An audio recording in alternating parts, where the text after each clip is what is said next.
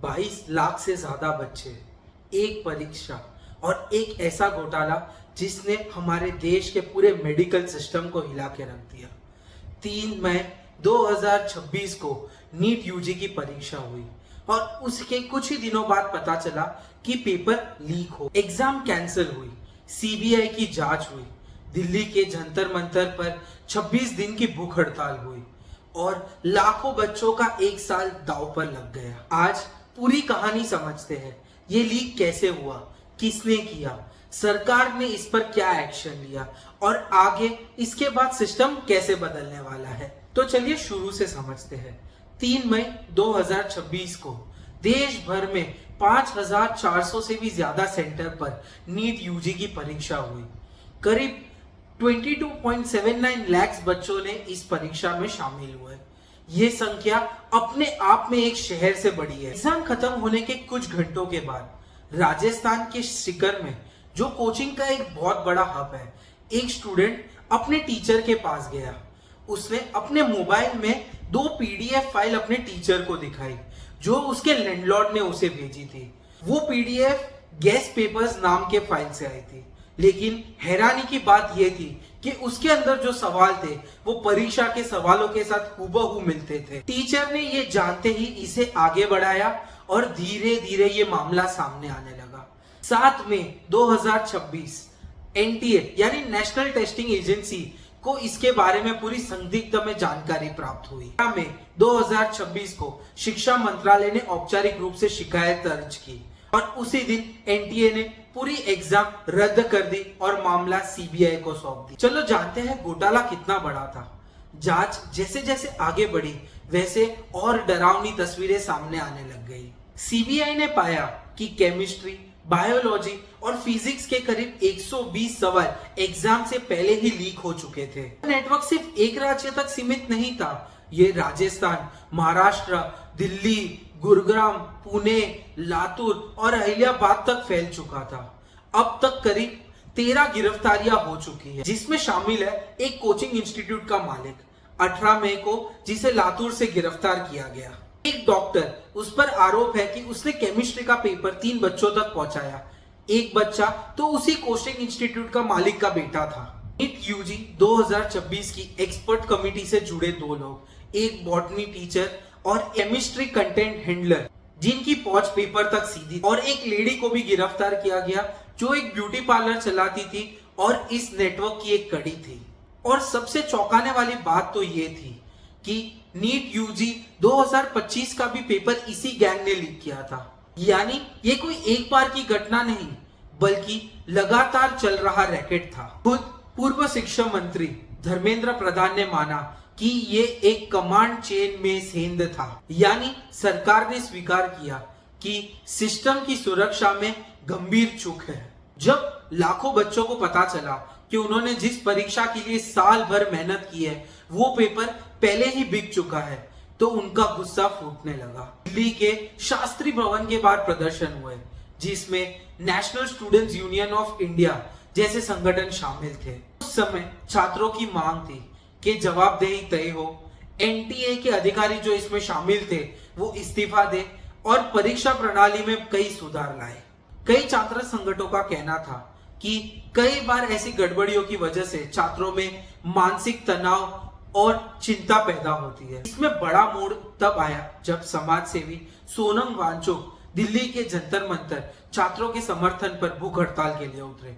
उन्होंने 26 दिन की भूख हड़ताल की। उनकी भूख हड़ताल ने पूरे देश का ध्यान इस मुद्दे पर खींचा। कोर्ट का हस्तक्षेप हुआ, राजनीतिक बयानबाजी हुई।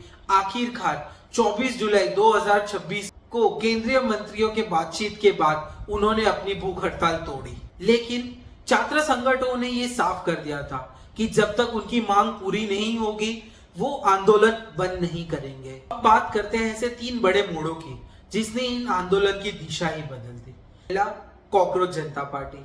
इनका नाम ही काफी अनोखा है। ये एक नाम ही एक स्टेटमेंट है, कॉकरोच जनता पार्टी। यानी एक सरकाजम से बनी हुई पार्टी जो कि सुप्रीम कोर्ट के एक जज के कमेंट के बाद बनी थी। इस पार्टी ने इस आंदोलन को काफी आगे बढ़ाया। यह एक राजनीतिक पार्टी नहीं थी, लेकिन फिर भी देश भर के छात्रों से इनको काफी ज्यादा समर्थन मिला। सीजीआई का हस्ताक्षर। तो जैसे जैसे ये मामला आगे बढ़ा, 20 जुलाई को दिल्ली में प्रदर्शन के खिलाफ पुलिस की कथित ज्यादती की शिकायत सामने आई। ये मामला भारत के chief justice of India Suryakant की अध्यक्षता की बेंच तक पहुंचा। उन्होंने इस मामले को सुना और उन्होंने कहा कि हर सच्ची याचिकाओं की सुनवाई होगी और इस पर एक्शन भी लिया जाएगा। इस बात से आंदोलन को काफी और मजबूती मिली। तीसरा, शिक्षा मंत्री धर्मेंद्र प्रधान का इस्तीफा। तो प्रदर्शनों ने ये साफ कर दिया था कि उनको कोई भी स्थिति में शिक्षा मंत्री धर्मेंद्र प्रधान का इस्तीफा चाहिए। संसद का मॉनसून सेशन शुरू हो गया था और विपक्ष ने भी ये बात क्लियर कर दिया था कि अगर धर्मेंद्र प्रधान रिजाइन नहीं करेगा तो सेशन नहीं चलेगा। मॉनसून सेशन का पहला हफ्ता ऐसे ही गया और कोई पार्लियामेंट में निर्णय नहीं हो पाया। आखिरकार 25 जुलाई 2026 को एक बड़ा मोड़ आ गया, जब पुलिस जंतर मंतर में टीयर गैस और सब फेंक के प्रदर्शनकारियों को हटा रही थी और रास्ता साफ कर रही थी। ठीक उसी समय शिक्षा मंत्री धर्मेंद्र प्रधान ने अपना इस्तीफा पीएम मोदी को भेज दिया। उन्होंने अपने इस्तीफा में साफ लिख दिया था कि वे कोई दबाव में आके इस्तीफा नहीं दे रहे, लेकिन छात्रों की भलाई के लिए दे रहे हैं। उनका ये कहना था कि छात्र किसी के जाल में फंस जाए, ये उन्हें मंजूर नहीं। लेकिन राजनीतिक लोगों का यह भी कहना है कि ये एक बहुत बड़ा मोड़ है, क्योंकि मोदी सरकार के कार्यालय में ये पहली बार ऐसा हुआ है कि किसी कैबिनेट मंत्री ने जन दबाव में आकर इस्तीफा दिया। इस्तीफा के कुछ ही घंटों के बाद सीजेपी ने ऐलान कर दिया कि उनकी सारी मांगे मान ली गई है सरकार द्वारा और इसीलिए उन्होंने आंदोलन को वापस बुला दी। चौथा सबसे अहम है एंटी पेपर लीक बिल। इसी दौरान कैबिनेट मंत्री ने पेपर लीक के खिलाफ सख्त सजा का प्रावधान करने वाला एक बिल लाया। भविष्य में पेपर लीक के खिलाफ ये बिल काफी स्ट्रिक्ट एक्शंस लाता है ताकि ऐसे पेपर लीक फ्यूचर्स में ना हो। चलो अब बात करते हैं सरकार ने इसके बाद क्या क्या कदम लिए। तुरंत सरकार ने री एग्जाम सुरक्षा व्यवस्था के साथ 21 जून 2026 को कराया। दूसरा, फास्ट ट्रैक कोर्ट रूम बनाने ताकि पेपर लीक के खिलाफ जो भी कंप्लेंट्स हो उन्हें काफी स्पीडी यानी बहुत तेज तरीके से सुनवाई हो सके। तीसरा, पेपर लीक के खिलाफ सख्त प्रावधान लाने की बात की। चौथा, एक बड़ा स्ट्रक्चरल अपडेट। सरकार ने कहा कि 2027 से नीट को कंप्यूटर बेस्ड यानी सीबीटी फॉर्मेट में बदला जाएगा ताकि कोई पेपर छापने की जरूरत ही ना हो। अगर पेपर छपेगे ही नहीं तो लीक कैसे होंगे? डायरेक्ट कंप्यूटर बेस्ड फॉर्मेट में होगा, जो कि डायरेक्ट स्टूडेंट्स अपने एग्जाम के दिन ही कंप्यूटर सिस्टम में देख पाएंगे। यह दोनों नजरिए से समझते हैं। एक और सरकार और एनटीए का कहना है कि उन्होंने जांच में पूरा सहयोग किया, दोषियों को तुरंत पकड़ा गया और सिस्टम को टेक्नोलॉजी से काफी ज्यादा एनहेंस्ड करके सीबीटी बेस्ड एग्जाम ला रहे ताकि फ्यूचर में ऐसी कोई गुंजाइश ना हो पेपर लीक की। दूसरी तरफ छात्र संगठन और आलोचकों का ये कहना है कि ये कोई पहली बार नहीं है। 2024 में भी नीट पेपर लीक हुआ था, अब 2025 की भी बात पता चल गई है। उनका सवाल यह है कि अगर हर साल ऐसे ही पेपर लीक होता रहा तो फॉर्मेट बदलने से कितनी ही सुरक्षा बढ़ जाएगी?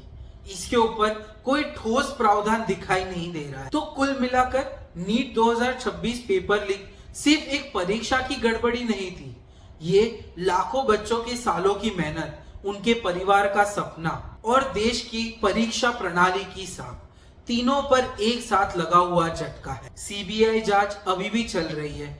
आगे आने वाले कुछ महीनों में और गिरफ्तारियां हो सकती और कुछ नए खुलासे भी हो सकते हैं। यह कहानी अभी तक पूरी नहीं हुई है। अगर वीडियो पसंद आया हो तो लाइक कीजिए, सब्सक्राइब कीजिए और कमेंट में बताइए क्या कंप्यूटर बेस्ड एग्जाम सीबीटी से ये पेपर लीक की परेशानी सुलझाई जा सकती है या और कोई ठोस बदलाव लाने जरूरी है। तो मिलते हैं अगले वीडियो में।